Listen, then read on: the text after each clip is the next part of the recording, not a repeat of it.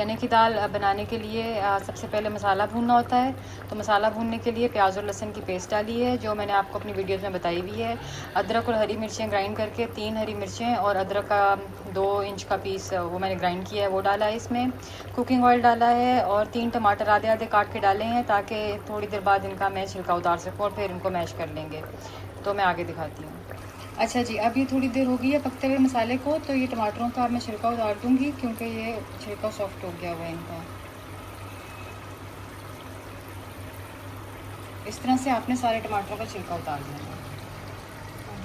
अब इसकी मदद से आपने टमाटरों को ऐसे ऐसे क्रश कर लेना है, ठीक है। मसाला भूनने के लिए छिलका हमने उतार दिया और अब आपका मसाला 5 से 8 मिनट में भून जाएगा जब ये तेल छोड़ देगा। अच्छा, अब आपने इसमें मसाले डालने हैं। आधी चमची हल्दी, आधी चमची पिसा हुआ सूखा धनिया,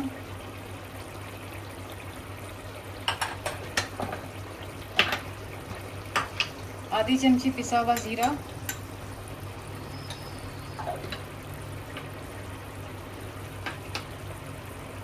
आधी चमची लाल मिर्च,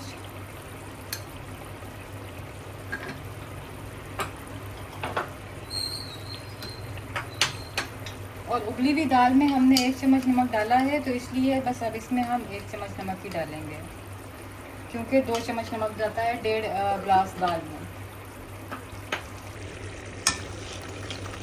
अब इसको मिक्स कर दें आप, और अब आप मसाले को भुनने दें। जब इसका तेल अलग हो जाएगा और जब आप यूँ करेंगे तो लाइन बनेगी, तो तेल आ रहा होगा, इसका मतलब होता है कि आपका मसाला भुन गया है।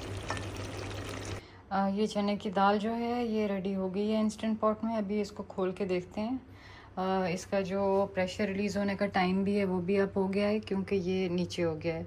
तो अब इसमें मतलब प्रेशर नहीं है।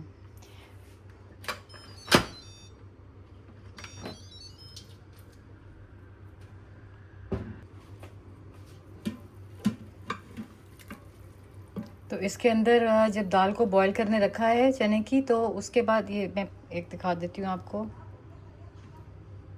ये देखें, बिल्कुल गल गई है दाल। तो इसके अंदर आधी कटी हुई प्याज डाली थी, छोटी, काफ़ी छोटी, 2 लहसुन और 3 हरी मिर्चें डाल के मैं बॉईल करने के लिए रखती हूँ, और इसमें 1 चम्मच नमक भी डालती हूँ।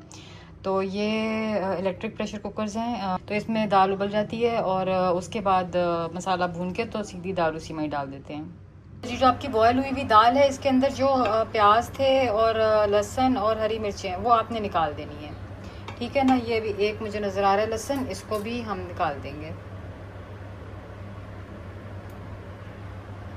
ये आपका मसाला अब भुन गया है। ये आप देखें, आप यूँ करेंगे तो ये ऑयल आ रहा है, इसका मतलब होता है कि ऑयल बिल्कुल सेपरेट हो गया है और ये लाइन क्लियर रहती है, मतलब मसाला उसमें भरता नहीं है, सिर्फ ऑयल आके भरता है। इसका मतलब होता है कि आपका मसाला जो है वो भुन गया है। देखें कितना अच्छा कलर आया है। अब हम इसमें अपनी दाल डाल देंगे। अच्छा जी, जो दाल हमने बॉईल करके रखी थी वो हमने मसाले में डाल दी है सारी। जो दाल थी वो 2 कप पानी डाल के हमने बॉईल की थी। तो इसमें पानी, क्योंकि प्रेशर कुक हुई होती है तो पानी इसके अंदर होता है, तो और पानी डालने की ज़रूरत नहीं होती। तो अब बस अब आप इसको थोड़ी देर के लिए पकने दें। इसमें 3 साबुत हरी मिर्चें मैं डालूँगी अभी, और फिर मैं आपको दिखाती हूँ 5 से 10 मिनट में बस अब ये दाल तैयार है। थोड़ा सा पकेगी और फिर तैयार है। ये जी आपकी बेहतरीन सी दाल तैयार हो गई है। मैंने इसको 8 मिनट के बाद खोला। 3 मैंने साबुत हरी मिर्चें भी डाल दी थी इसमें, तो हरी मिर्चों की खुशबू भी आ गई है। मसाला क्योंकि ऑलरेडी भुना हुआ था और दाल भी ऑलरेडी बॉयल हुई हुई थी। तो ये देखें आपकी कितनी ज़बरदस्त दाल तैयार हो गई है, और ये बहुत जल्दी बनती है, क्योंकि प्रेशर कुक जो है वो 25 मिनट में हो जाता है ऑटोमेटिकली इलेक्ट्रिक प्रेशर कुकर के अंदर। तो उसके बाद बस फिर ये मसाला भून के दाल डालनी होती है। ये काम आप इलेक्ट्रिक प्रेशर कुकर में भी कर सकते हैं, मैं आपको वो भी सिखा दूँगी कि उसके अंदर पूरा किस तरह से बनाते हैं, क्योंकि आजकल गैस का बहुत मसला है लाहौर में। तो आप ये दाल बना के मुझको बताइएगा कि आपको कैसी लगी, और ये बहुत ही जल्दी बनती है। और मेरे चैनल को लाइक कीजिए, सब्सक्राइब कीजिए और शेयर कीजिए, और कमेंट्स में बताया कीजिए कि आपको किस तरह की लगी मेरी recipes. Thank you so much.